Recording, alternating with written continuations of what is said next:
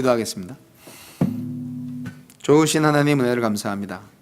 오늘 수요 예배로 인도하여 주신 하나님, 우리 마음속에 진정 예수님은 이 땅에, 이 나라에, 또 이 모든 우주 만물 안에서 참된 사랑이요 공의임을 믿습니다. 주님, 십자가에서 그 공의와 사랑을 온전히 이루신 것을 다시 한번 감사드리며, 오늘도 주의 말씀 사모하고 주의 사랑의 그 은혜를 힘입어서 오늘도 주의 보좌로 담대히 나아가오니, 주님 우리를 있는 그대로 받아주시고 진정 우리의 삶이, 우리의 입술의 열매가 하나님의 기쁨이 되게 하여 주옵소서.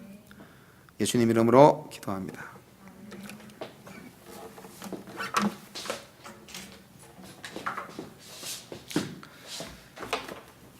할렐루야. 오늘 말씀 누가복음 15장입니다.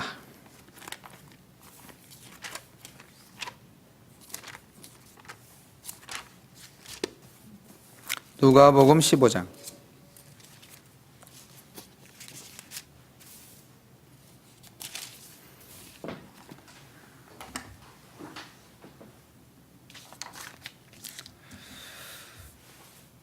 누가복음 15장 1절로 10절까지 말씀을 함께 보겠습니다.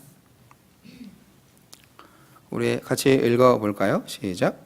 모든 세리와 죄인들이 말씀을 들으러 가까이 나아오니 바리새인과 서기관들이 수군거려 이르되 이 사람이 죄인을 영접하고 음식을 같이 먹는다 하더라. 예수께서 그들에게 이 비유로 이르시되 너희 중에 어떤 사람이 양 100마리가 있는데 그 중에 하나를 잃으면 99마리를 들에 두고 그 잃은 것을 찾아내기까지 찾아다니지 아니하겠느냐. 또 찾아낸즉 즐거워 어깨에 메고 집에 와서 그 벗과 이웃을 불러 모으고 말하되 나와 함께 즐기자. 나의 잃은 양을 찾아내었노라 하리라. 내가 너희에게 이르노니 이와 같이 죄인 한 사람이 회개하면 하늘에서는 회개할 것 없는 의인 99으로 말미암아 기뻐하는 것보다 더하리라. 어떤 여자가 10 드라크마가 있는데 하나를 잃으면 등불을 켜고 집을 쓸며 찾아내기까지 부지런히 찾지 아니하겠느냐. 또 찾아낸즉 벗과 이웃을 불러 모으고 말하되 나와 함께 즐기자. 70 드라크마를 찾아내었노라 하리라. 내가 너희에게 이르노니 이와 같이 죄인 한 사람이 회개하면 하나님의 사자들 앞에 기쁨이 되느니라. 아멘. 이 말씀을 통해서 함께 나누고자 하는 은혜의 메시지는 잃어버린 보물을 찾은 기쁨. 제가 부제를 붙였는데 죄인 한 사람이 회개하면, 이런 부제를 붙였습니다. 저와 여러분은 하나님에게는 보물입니다. 아닌가요?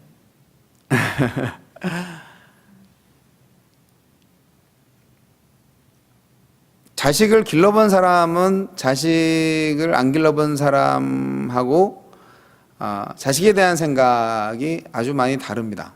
경험하지 못한 것과 그냥 아는 지식이 없어도 경험으로 알게 되는 것은 굉장히 큰 차이가 있죠. 요즘은 그냥 지식적으로 책에서 보거나 학교에서 강의를 듣거나 하는 것으로 아는 지식보다는 굉장히 경험적 지식을, 체험적 지식을 소중하게 생각하는 그런 기업의 풍토가 있어요. 그래서 많은 사람들이 자기 경험이 아니면은 말하지도 말라, 이렇게 얘기를 하기도 하는데요. 하나님은 잃어버린 자를 찾았을 때 가장 기뻐하십니다. 그러니까 오늘 말씀은 하나님이 당신의 기쁨, 그 이유, 그것에 대해서 예수님이 제자들에게 가르쳐 주시는 형식을 통해서 오늘 우리에게 말씀하고 계신 것입니다. 오늘 본문에서 모든 세리와 죄인들이 말씀을 들으러 예수님 앞에 나왔습니다. 예수님은 말씀을 전하기 전에 뭔가를 했는데 그게 뭐냐면 죄인들을 영접했다는 것입니다. 영접을 예수님이 하셨네요. 네. 우리가 예수님을 영접하는 게 아니라 죄인들을 예수님이 영접했습니다. 이게 성경의 진리입니다.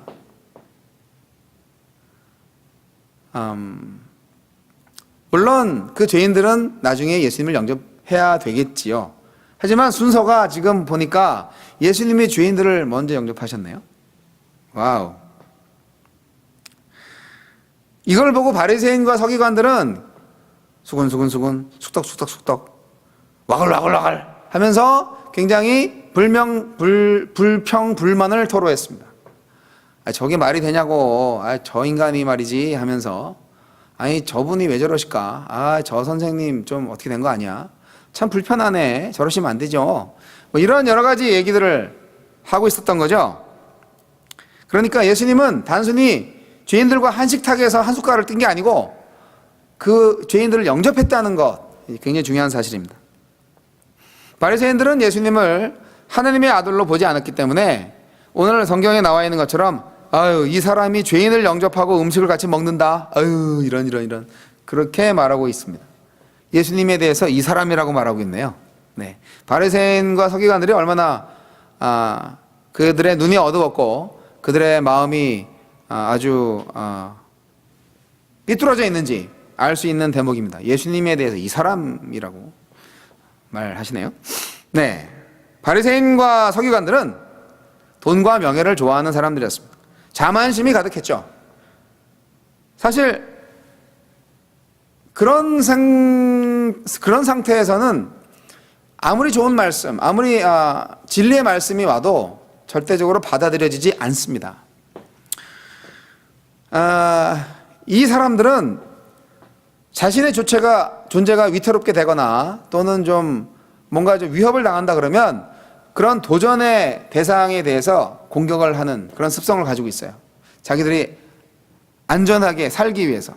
그러니까 사는 게 중요하고 자신들이 지금까지 누리고 있는 모든 기득권을 그대로 누리기를 원하고 있기 때문에 그런 것을 파괴하고자 하는 어떤 세력이 있으면은 당장에 이제 공격을 해서 죽여버립니다. 정작 어때요? 바리새인과 서기관들은 스스로 의로운 사람들이었습니다. 당대의 가장 의인들이 아니었겠어요? 그런데 진짜 의로운 게 왔어요. 진짜 옳은 게 왔어요. 진리가 왔어요. 근데 그 진리를 보니 자기들이 진리가 아닌 거를 알게 됐는지 하여간 진리에 관심이 없네요. 본인들이 가장 의롭다고 하시면서도 가장 의로운 것에 대해서 관심이 없으시다 이거죠.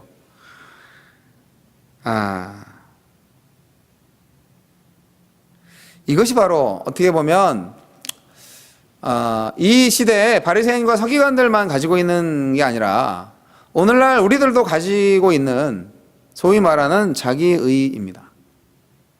하나님의 의 앞에서는 우리가 아무런 의를 내세울 수가 없고 하나님의 우리를 의롭게 칭하여 주는 은혜로 말미암아 의롭게 된 것뿐이지 그 외 다른 것은 우리가 의롭다고 할 수 있는 게 아무것도 없는데 우리가 예수를 믿고 나서도 자기 의대로 살아가시는 경우가 많이 있습니다. 항상 하나님의 의로 그 잣대로 봐야 되는데 예수를 믿기 전에도 나의 의로 살았고 예수를 믿은 다음에도 나의 의로 산다 이 말이죠. 이것이 오늘날 우리 그리스도인들의 좀 부족한 점입니다. 바리새인들과 서기관들이 생각했던 죄인들이 있습니다. 이 죄인들과 같이 먹는다 하면서 욕을 먹고 계시잖아요, 지금 예수님이. 그럼 도대체 이 사람들이 생각하는 죄인은 어떤 사람들일까요? 바리새인들과 서기관들은 당시에 율법 그리고 또 조상들의 유전 그런 것들로 인하여서 여러 수백 수천 가지의 규율을 만들어 놓고 그거를 지키지 못하는 사람들은 다 죄인으로 취급을 했습니다. 죄인이 아닌 사람이 없었을 거예요. 대부분 가난한 사람들은 다 죄인이었습니다. 그리고 지체부자유자들 이런 분들도 다 죄인이죠. 뭔가 죄를 지었기 때문에 저렇게 벌을 받은 거야 라고 생각을 했거든요. 그리고 가난하면 우리가 그 죄를 용서함 받기 위해서 제물을 바쳐야 되는데 그 제물을 바치기 위해서는 제물을 돈 주고 사야 되잖아요. 근데 돈이 없으면 그 제물을 살 수가 없어요. 그러면 제사를 못 지내면 결국 죄를 사함받지 못했기 때문에 죄인이 되는 거죠. 가난한 사람들은 그냥 죄인이에요. 그러니까 어렵습니다. 네. 그러니까 오늘날 그리스도인들도요, 좀 예를 들어서 주일 성수 안 하는 사람들, 저런 죄인들, 뭐 이렇게 생각을 하시는 경우가 있어요. 제가 사실은 결혼하기 전에 그랬거든요. 아니, 주일 성수를 해야지. 주일 성수도 안 하고 뭘 신앙생활을 한다고. 그러면 주일 성수 못하면 직장을 때려치든가. 뭐 이렇게 얘기를 하고 막 그랬어요. 그런데 제가요, 간호사님하고 연애를 하기 시작했잖아요. 근데 이 간호사님은요, 근무가요, 이게, 일요일도 근무를 하셔야 된다는 거죠. 일요일 날 모든 의료 서비스에 종사하는 분들이 다 그만뒀다. 그러면 병원이 안 들어가잖아요. 그럼 환자들은 어떡하라고. 그러니까 그때 생각이 바뀌었어요. 이게 주일 성수만 하는 게 능사가 아니구나. 주일 성수를 한다는 개념을 바꿔야 되겠구나. 물론 그거를 이용해서 주일날 예배로 올 수도 있는데 그거를 이용해서 뭐 직장에서 예배하면 되죠. 뭐 네, 저는 비치 월십을 오늘 하려고 합니다. 가족들과 함께 하면서 해수욕장에 가서 예배를 한다고. 예, 그렇게 가시는 분들, 그렇게 이제 이용을 하는 경우도 있지만, 그러나 어쨌든 원리적으로 볼 때, 꼭 일요일 날 아침에 예배당에 앉아 있는 사람만이 가장 의로운 사람이다. 그렇게 말할 수는 없겠구나. 제 생각이 바뀌었죠. 그런 것처럼 이 당시에 바리새인들과 서기관들도 자기들이 생각하고 만들어 놓고 믿고 있는 율법과 조상들의 유전에 조금이라도 빗나가게 있는 사람들은 다 죄인들인 거예요. 이게 참 무서운 거죠. 자기의. 많은 사람들을 정죄하고 자기 스스로를 속이고 같이 구덩이에 빠집니다. 자, 예수님은 이런 사람들에 대해서 관심이 있었을까요? 없었을까요? 관심은 있었죠. 하지만 그들은 예수님의 영접을 거부했습니다. 누가복음은요, 다른 3복음서와 비교적으로 굉장히 가난한 사람 그리고 잃어버린 사람들에 대한 관심이 굉장히 많이 표현된 복음서입니다. 누가복음은 누가가 썼어요. 누가복음 누가 썼을까? 누가가 썼죠. 네, 누가가 썼는데 누가는 헬라인이었어요. 그리고 바울의 동역자였죠. 바울을 따라다니면서 이 바울을 치료하는 의사였기도 했고요. 그리고 또 바울이 여러 가지 말을 하면 열심히 대피를 했던. 그래서 이제 오늘날 누가복음, 사실 사도행전이 누가 문서의 2탄이에요. 사도행전과 누가복음을 합치면 그 분량에 있어서는 신약 성경의 3분의 1에 해당합니다. 굉장한 분량이에요. 권수로는 2권밖에 안 되고, 하지만 실제로는 한 권입니다. 누가 제1문서, 누가 제2문서. 누가 1문서가 누가복음, 누가 2문서가 사도행전. 다 누가가 쓴 거예요. 그러니까 이 누가복음은 그야말로 이방인들을 위한 복음서이고 또한 사도행적의 기록입니다. 그리고 이 누가복음의 어떤 신학을 이해한다는 것은 이방인에게 복음을 어떻게 전파하고 그런 이방인에 대한 사랑을 하나님이 어떻게 가지고 있나 하는 것을 알게 할 수 있는 그런 거죠. 여러분, 오늘 본문 말씀에 3가지 비유가 나옵니다. 지금 저희는 1절부터 10절까지밖에 안 읽었지만 사실 누가복음 15장에 3가지 비유가 나오는데 첫 번째, 두 번째는 우리가 읽은 본문 안에 있습니다. 그것은 잃은 양의 비유, 그리고 10드라크마, 잃은 동전 비유, 그리고 이제 우리가 읽지 않았지만 뒤에 있는 가장 유명한 탕자의 비유가 바로 그것입니다. 이 3가지 비유가 하나의 주제인데요. 뭐냐면 어떤 사람들은 회개하는 자가 받는 복의 비유다 뭐 이렇게 말을 할 수도 있지만 더 정확히 말한다면 이것은 구원의 복음의 비유라고 할 수 있습니다. 탕자의 비유에 대해서는 여기서 다루지 않지만 오늘 이 양 100마리 중에서 한 마리 잃어버렸는데 그 한 마리를 찾아서 너무나 기뻤다. 이 기쁨을 우리 가족들, 친구들과 함께 나눈다. 그런 얘기. 그리고 드라크마 10개 중에 하나를 잃어버렸는데 그거를 찾아가지고 너무 기뻤다. 그래서 이웃들 또 초청해서, 친구들 초청해서 파티했다. 뭐 이런 얘기. 아니 뭐 양 한 마리가 그렇게 중요한가? 네. 아니 그 동전 하나가 그렇게 중요한가? 네. 왜 중요한지 한번 오늘 알아보자고요. 본문 15장 3절로 7절까지 이제 이른 양 비유가 나오죠. 이른 양 비유가 나오는데, 양은요 성경에 한 500번 정도 나오는 팔레스타인 특산품입니다.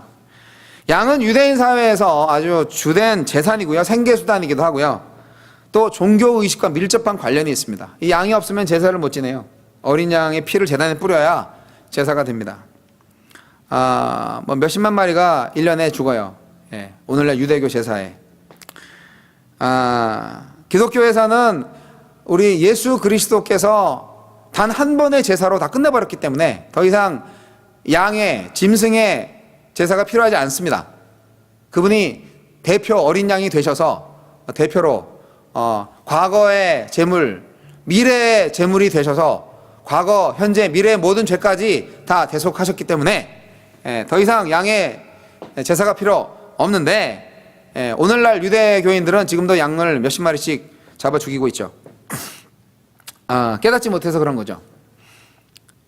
여하튼 이 양은 참 중요한 그런 가축입니다. 오늘 여기 본문에 나와 있는 목자는 양을 100마리 가지고 있네요. 네, 양 100마리 기르는 목자는 어떻게 말할까요? 오늘날로 말하면 소규모 자영사업가입니다. 유대법에서는 한 300마리 정도는 길러야 이제 대규모 목축업이라고 할 수 있다고 합니다. 100마리 정도는 100마리까지는 그냥 이렇게 직원들 데리고 이렇게 그렇게 못해. 그냥 나랑 우리 마누라랑 우리 자식들랑 같이 가족들이 이렇게 해가지고 이제 하는 그런 소규모 자영사업이 되겠습니다. 유대 나라의 그 목축업을 하는 지역은 대부분 팔레스타인 남북을 잇는 중앙 고원지대인데요. 이 고지는 해발 500m 정도 된다고 합니다. 남산이 한 해발 100m 되거든요. 500m면 그래도 꽤 높은 겁니다. 일단 양이 목자 곁을 떠나면 길을 잃어버리게 되고요, 사고를 당하기 쉽습니다. 양들이 좀 멍청하잖아요. 그래서 이 팔레스타인 목자들은 한 서너 명이 한 조가 돼서 양떼를 지키는데, 이제 저녁이 돼서 양떼를 우리로 이렇게 몰아서 가는데 계속 셉니다. 하나씩 둘씩. 근데 한 마리가 모자르네. 난리가 난 거죠. 그래서 그 온 들판을 다 찾아가지고 양을 찾아오는 게 그들의 주된 업무였습니다. 8절로 9절에는 드라크마 이야기가 나옵니다. 한 드라크마는 한 데나리온과 동일한 가치입니다. 한 드라크마는 오늘날 노동자 하루 품삯에 해당하는 돈입니다. 한 100불 된다고 치면 10 드라크마 해봤자 1000불. 많다면 많고 적다면 적죠. 근데 여기서 우리가 간과하면 안 될 사실이 하나 있습니다. 이게 뭐냐면, 유대 여인에게 있어서 10 드라크마는 결혼 반지에 해당한다는 말입니다. 이런 얘기 들어본 적 있어요? 유대 나라의 풍습을 좀 우리가 알아야 되는 부분인데요. 유대 사회에서는 남자가 여자를 아내로 맞이할 때 결혼 지참금 형식으로 드라크마 연립을 줄에 꿰어서 준다고 합니다. 여인은 그것을 그것으로 자신의 머리를 장식한다고 합니다. 그게 뭐냐면 이제 오늘날에는 고대 근동 지방 사람들과 달리 오늘날의 사진이나 이런 거 보면 금화, 은화 한 100개씩 이렇게 장식으로 해요. 예, 그런 팔레스타인 지역의 근동 지방의 여인들을 볼 수 있는데, 그거와 비교해서는 여기 본문에 나오는 연립 드라크마가 무슨 뭐가 되겠냐만, 그래도 그 당시에 서민들한테는 머리 장신구로 걸치고 다니는 굉장히 중요한 그런 거였습니다. 결혼 지참금이었고, 또 뭐 그래도 한 돈 1,000불 되면 그래도 급할 때는 비상금으로 쓸 수 있을 만한 가치잖아요, 서민들에는. 근데 이게 드라크마 연립 중에 하나가 없어진 거야. 그러니까 그러면 9개잖아요. 그러니까 이게 하나의 어떤 그 장신구의 역할, 말하면 진주 목걸이 중에 하나가 빠진 거라고 생각하시면 되는 거죠. 이게 흉한 거죠. 그리고 이게 이제 좀 발각되면 이게 남편에게 아내로서의 어떤 도리를 다하지 못한다, 뭐 이런 평가를 받을 수도 있고, 좀 심각한 거예요. 이게 결혼의 의미가 있는 거기 때문에, 결혼 반지나 마찬가지이기 때문에. 그래서 잠잘 때도 원래 이게 안 벗고 잔대요. 그런데 이걸 잃어버렸어. 이거 어떻게 해, 이거를. 그러니까 이거를 아주 뭐 목숨 걸고 찾는 거죠. 그런데 팔레스타인 지역의 이 서민들의 집은 대부분 이런 집 별거 없어요. 그냥 벽으로 이렇게 해놓고 창도 요만하게만 만들어 놓고, 왜냐면 낮에는 햇볕을 이렇게 차단해야 되니까. 그래 어두워요. 그리고 밑에는 또 차가워가지고 돌이나 아니면 흙바닥 것으로 돼 있어서 짚을 이렇게 깔아놨다고 그래요. 근데 거기서 이제 동전 하나를 떨어뜨렸다고 생각해 보세요. 그거를 찾으려면 여기 본문에 나와 있는 것처럼 눈을 비집고 등 붙이고 막 찾다가 막 나중엔 다 쓸어버리지. 다 쓸어가지고 찾지 않겠어요? 그래서 찾았다면 얼마나 기뻐했겠습니까? 잃어버렸으니까. 잃어버린 거를 찾았으니까. 남편과 아내 사이의 사랑을 상징하는 결혼 증표인 연립 드라크마. 그렇기 때문에 그 10개 중에 하나의 요소가 되는 동전 한 립을 잃어버렸다면 대부분의 많은 현모 양처 되시는 여인들은 목숨 걸고 찾았을 것이고, 그리고 마침내 찾았다면 매우 기뻐했을 것입니다. 나 그거 잃어버렸어, 어떡해 하면서 순이 엄마 철이 엄마 다 불러갖고 어떻게 같이 찾아줘. 그러다가 찾았다 그러면 아유 야 우리 내가 한턱 쏠게 하면서 그렇게 잔치할 수 있잖아요. 그런 느낌인 거예요 이게. 그러니까 이제 이 잃은 양을 찾은 것도 그렇고, 이 드라크마를 찾은 것도 그렇고 얼마나 기쁘겠냐, 그거를 오늘 본문에서 말씀하고 있는 것입니다. 경제성으로 따진다면 그 동전 한 립 찾은 것 같고 동네 사람 다 불러서 파티한다, 이 말이 안 되잖아요. 근데 우리가 이 동전에 있는 그 의미를 안다면 그럴만하네, 그렇게 생각을 할 수가 있는 것입니다. 선물 받은 10 드라크마 중에 하나는 돈으로 계산할 수 없는 귀중한 가치가 있었기 때문에 그 기쁨을 나누는 것은 지극히 당연한 일이었습니다. 이렇게 누가복음 15장에는 되찾은 양의 비유, 또 되찾은 동전의 비유에 이어서 돌아온 탕자의 비유가 기록되어 있습니다.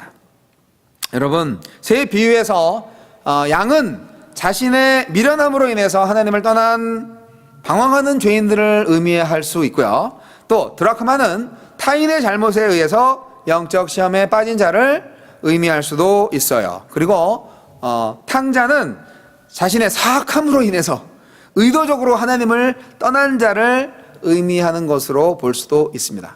탕자의 비유는 오늘 말씀 안 드리지만, 여러분, 우리의 인생이 고생하고 수고하는 것이 전부입니까? 이게 하나님이 정말 원하시는 걸까요? 그렇지 않습니다.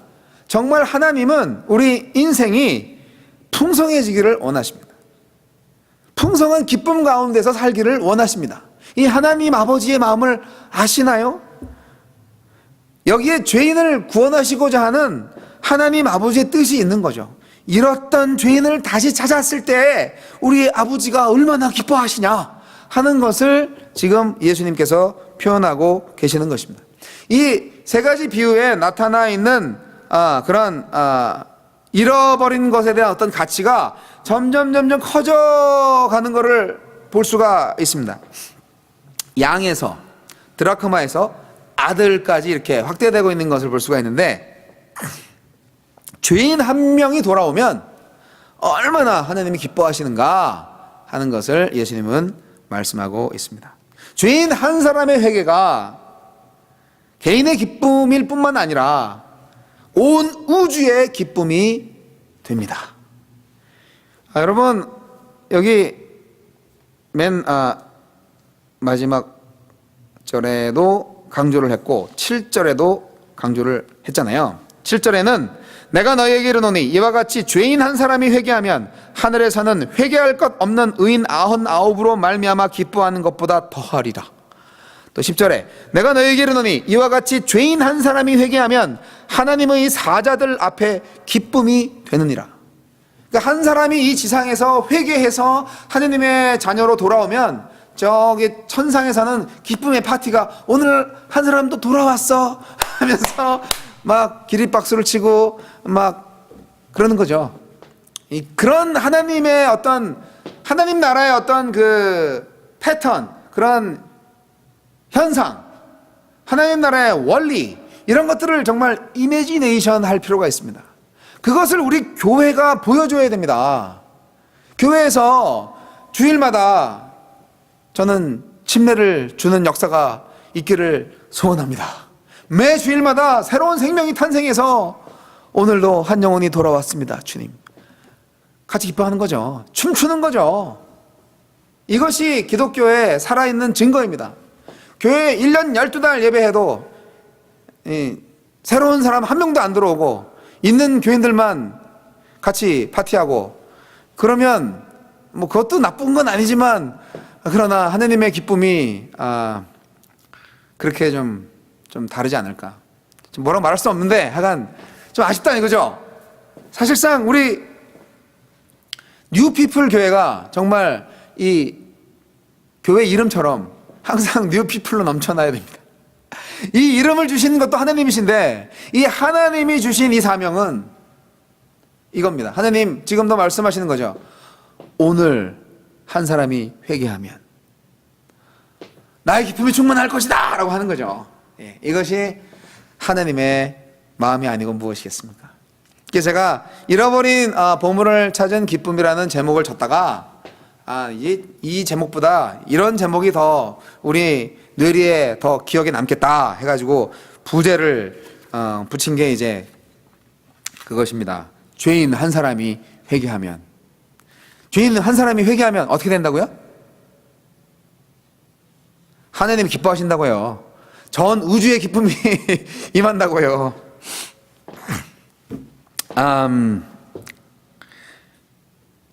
사람의 목숨이 천하보다 귀한 사실을 여러분 아시죠?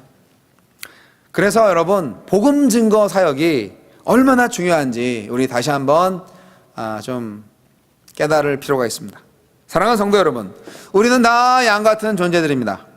예수님은 잃은 양을 끝까지 찾으십니다.